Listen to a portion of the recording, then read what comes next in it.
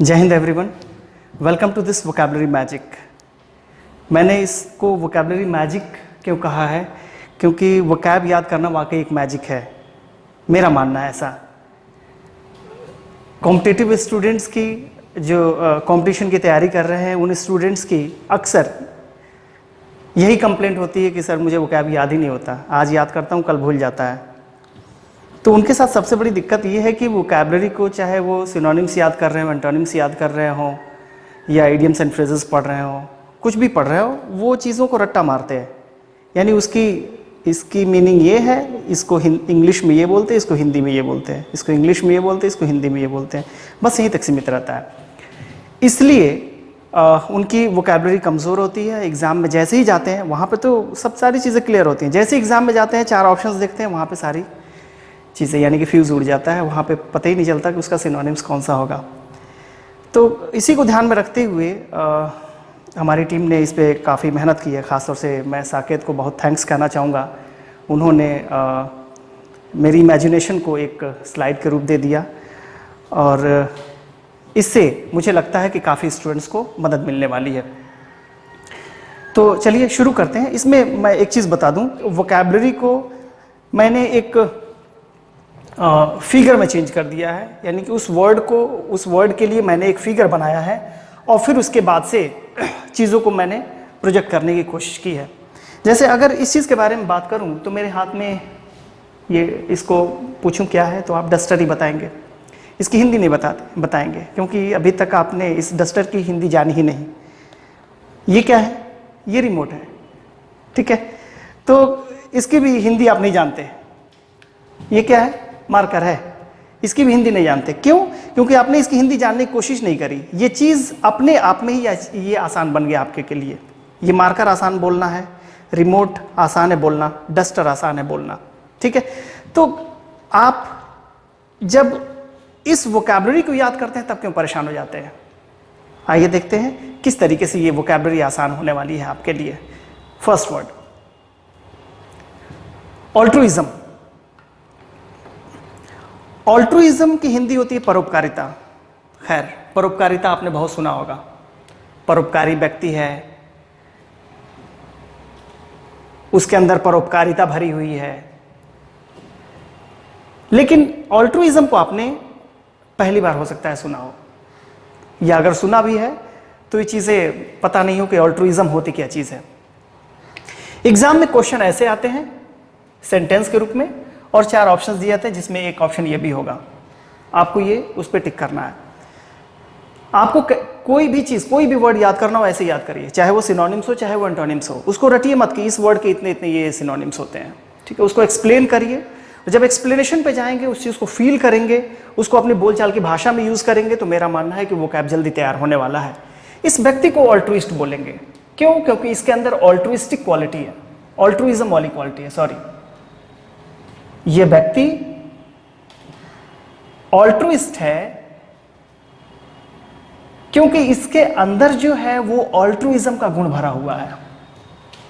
आप ऑनेस्ट इसलिए हैं क्योंकि आपके अंदर ऑनेस्टी है। वैसे ही इसके अंदर ऑल्ट्रुइज्म की क्वालिटी है, इसलिए इस व्यक्ति को हम बोल सकते हैं ऑल्ट्रुइस्ट, ठीक है। ऑल्ट्रुइज्म होता क्या है?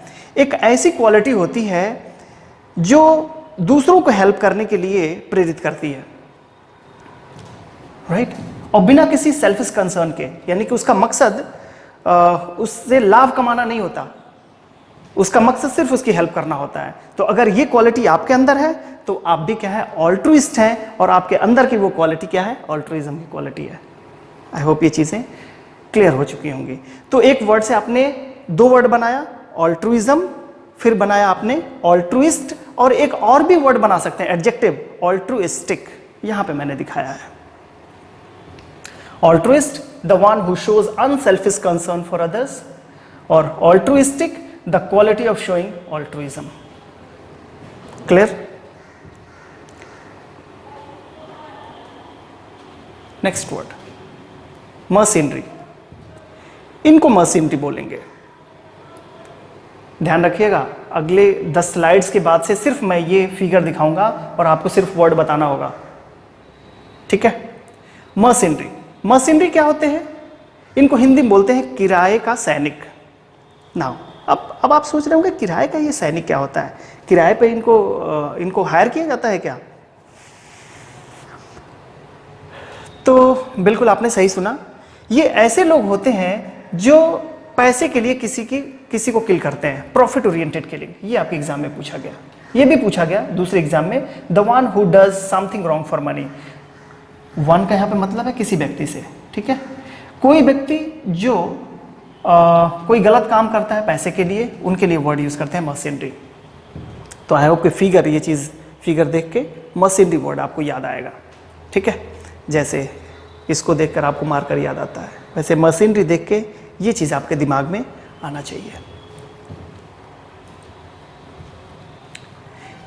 आर्बिट्रेटर, इनको बोलते हैं आर्बिट्रेटर। आर्बिट्रेटर उनको बोलते हैं जो मध्यस्थता करते हैं दो लोगों के बीच में। क्यों करते हैं? क्योंकि उनके बीच में कुछ डिस्प्यूट होता है, कुछ झगड़े होते हैं, तो उनको वो सॉल्व कराते हैं। एग्जाम में ये क्वेश्चन ऐसे पूछा गया, the one who is chosen to settle the dispute between two sides, दोनों पक्षों के बीच में समझौता कराने वाले व्यक्ति को आर्बिट्रेटर बोलते हैं। फिगर दिमाग में याद रखिएगा, आर्बिट्रेटर आए तो ये दिमाग में आना चाहिए। या आपने भी कभी आर्बिट्रेटर का काम किया होगा जब आपके दो दोस्तों के बीच में झगड़े हुए होंगे। इस वर्ड को देखिए, फिगर को ध्यान से देखिए, देखते ही आपको पता चल जाता होगा कोई मजिस्ट्रेट है। हिंदी क्या होती है मैंने लिख दिया है, लेकिन आप हिंदी पे ज्यादा ध्यान ना दें, आप इंग्लिश पे ही ज्यादा ध्यान दें। मजिस्ट्रेट किसको बोलते हैं? मजिस्ट्रेट, सिर्फ मजिस्ट्रेट सुना है, मजिस्ट्रेट को एक्सप्लेन करना हो मुश्किल हो जाएगा। मजिस्ट्रेट उसको बोलते हैं जो दोनों पक्षों को सुनने के बाद से उचित निर्णय देता है, दोनों पक्षों को सुनेगा। One who conducts a court dealing with offenses and gives appropriate decision after hearing both sides. Court dealing करता है, राइट? यानी कि ऐसा नहीं कि घर पे बैठ के दोनों पक्षों को सुना और डिसीजन सुना दिया, उसको मजिस्ट्रेट बोलेंगे नहीं। जो कोर्ट डीलिंग करता है और दोनों पक्षों को सुनता है और उसके बाद से अपना एक एप्रोप्रिएट डिसीजन देता है, उसके लिए हम यूज करते हैं मजिस्ट्रेट, ठीक है? फिगर को दिमाग में रखिए, मैं बार बार कह रहा हूं फिगर को दिमाग में रखिए, तभी ये मैजिक काम आएगा। Next word, ambidextrous. एम्बी ये रूट वर्ड है, एम्बी का मतलब होता है बोथ, और डेक्स्टर यूज करते हैं हैंड के लिए।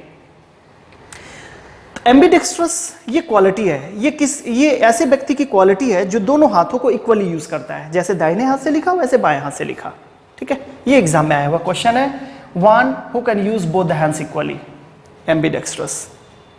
फिगर क्लियर है आपको? नाउ अब यहां से एक स्पेलिंग मिस्टेक्स भी पूछा जाता है। जब एम्बीडेक्स्ट्रस को देखेंगे आप तो डेक्स्ट्रस में देखिए, डेक्स्ट्रस में टी के बाद से ई नहीं है, और सिर्फ डेक्स्ट्रस जब लिखते हैं तो टी के बाद से ई है, ठीक है? तो ऐसे भी स्पेलिंग मिस्टेक्स में ये वर्ड पूछे जाते हैं, डेक्स्ट्रस एंड एम्बीडेक्स्ट्रस। नेक्स्ट है एब्डिकेशन। इस फिगर में एब्डिकेशन हो रही है, एक एक्टिविटी हो रही है जिसमें ये लुई 16वें हैं अपने पद को त्याग कर रहे हैं।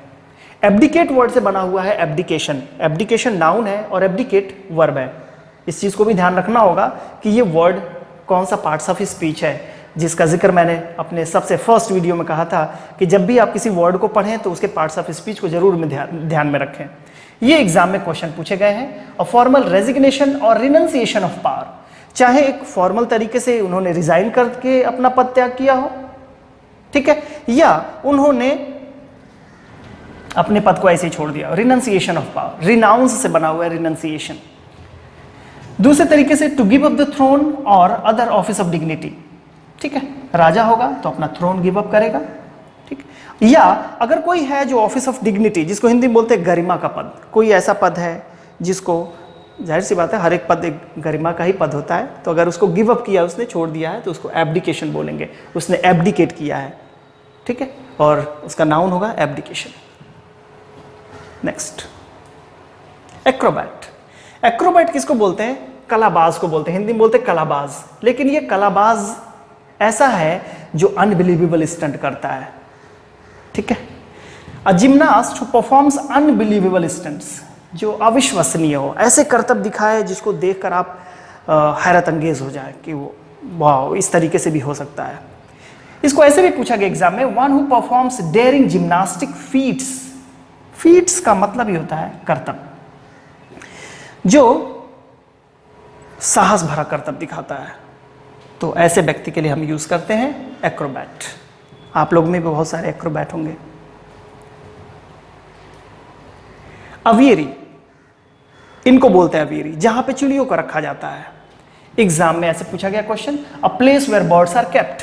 एक ऐसी जगह जहां चिड़ियों को रखा जाता है, उसको हम अवियरी बोलते हैं। या a building made for keeping birds, एक ऐसी बिल्डिंग जो चिड़ियों को रहने के लिए बनाई गई हो, अवियरी। पक्षीशाला हिंदी में बोलते हैं। बाल्ड, गंजे को बोलते हैं। गंजा किसको बोलते हैं? गंजा सिर्फ ऐसे व्यक्ति को नहीं बोलते जिनके पूरे ये स्काल्प से बाल खत्म हो गए हों। जिनके थोड़े बहुत भी अगर निकल रहे हैं बाल, उनके लिए भी बाल्ड यूज कर सकते हैं। ठीक है, बाल, बाल्ड।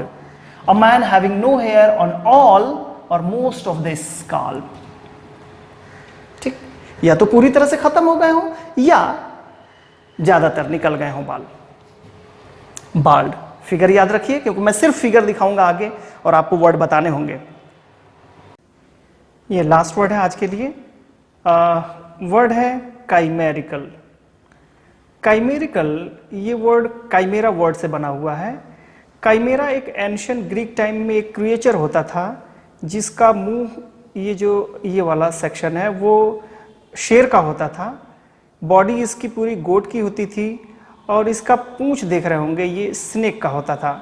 तो ऐसी एक कल्पना की गई थी कि एक ऐसा एक क्रिएचर होता है जो अपने मुंह से आग को फेंकता है, राइट। लेकिन रियल में ऐसी कोई चीज़ होती नहीं थी। तो अनरियलिस्टिक चीज़ों के लिए हम ये काइमेरिकल वर्ड यूज़ करते हैं, राइट। ध्यान रखिएगा, काइमेरा वर्ड से बना हुआ है।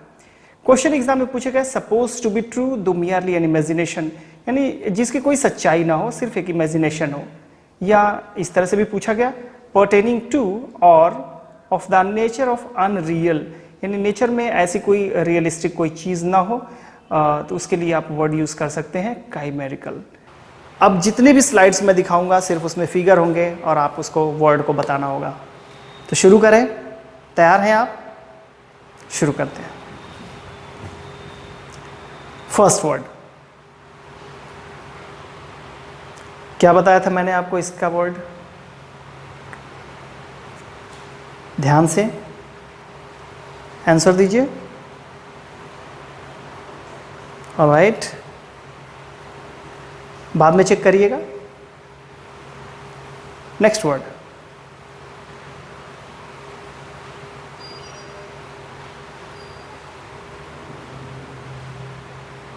ऑलराइट, नेक्स्ट,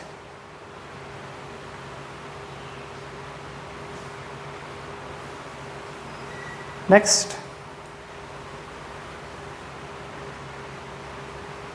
बहुत क्विक रहिए, तुरंत आपके दिमाग में आना चाहिए। इसके लिए इंग्लिश कौन सी थी?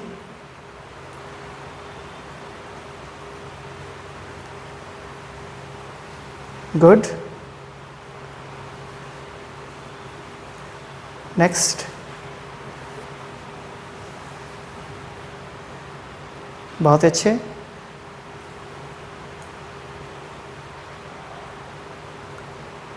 ऑलराइट, अच्छा रिस्पॉन्स है।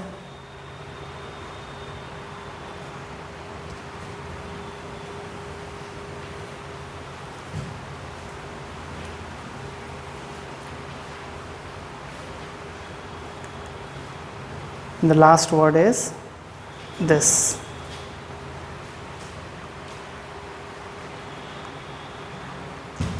Alright, तो इस तरीके से आपने फर्स्ट स्लाइड्स 10 वर्ड की आप लोगों ने कंप्लीट कर ली।